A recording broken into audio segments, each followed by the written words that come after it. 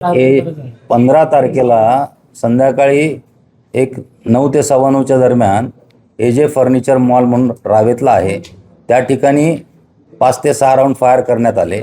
2 लोक मोटरसायकलवर येऊन त्यांनी राऊंड फायर केले होते. त्याच्यानंतर आपण ते लोक ज्या पद्धतीनं निघून गेले त्या पद्धतीनं CCTV फुटेज तपासलं.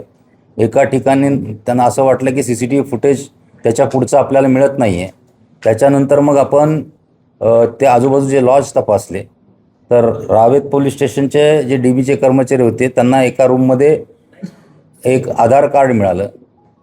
त्या आधार कार्डच्या वर जो पत्ता नाव होतं त्याच्यात आधारे आपल्याला थोडं निष्पन्न झालं की हे आरोपी हरियाणाचे असतील.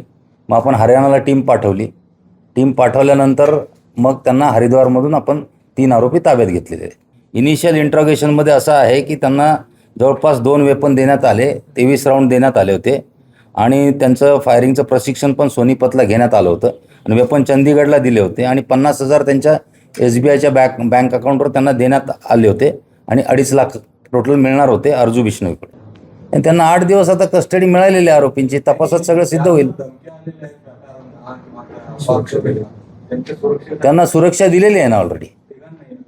हो, सगळ्यांना सुरक्षा दिलेली आहे. 3 आणि 2 असे 5 आरोपी तर आहेत आपल्याकडे.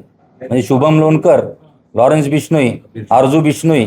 आता अर्जू बिश्नोई अजून एक वाढ होईल. हे 6 आरोपी.